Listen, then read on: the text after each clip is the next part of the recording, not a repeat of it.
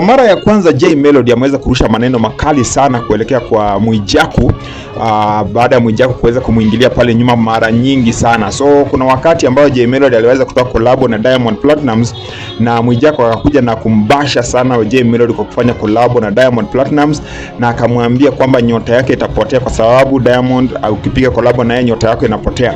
Na from there ukweli ni kwamba Jay Melody after alipiga collaboration na Diamond Platnumz ukweli hajawahi toa hit song kama zile nyakati toa kitambo, of which sijui ni coincidence ama ni nyota imepotea ukweli ama nini, but of late tumeona ameanza kurudi na kutoa nyimbo ambazo zinafanya vizuri sasa hivi.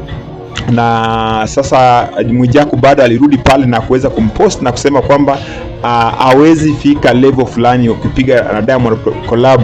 So akasema kwamba Jay Melody ameweza kupotea na hata wahi rudi tena kwenye soko ama level ambayo alikuwa. So sasa hivi tumemwona Jay Melody amekuja pale na kujibu na akamwambia kwamba usela ukizidi sana ndugu yangu utakwenda jela.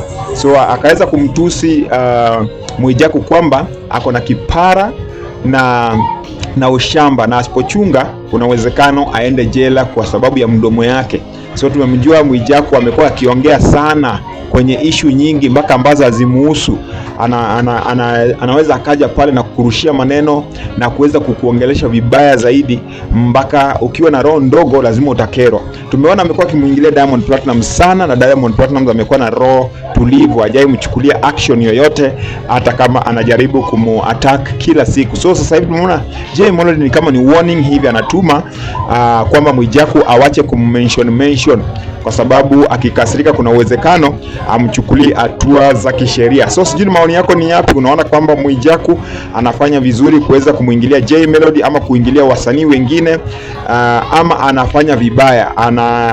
Jay Melody kuweza kuandika hii aliandika sahihi ama yeye pia aliweza kukosea? Niwache kwenye sehemu ya comment section, uwanja wa comment. Till the next time, Jack Blue Africa toka Imamoja TZ. Bless.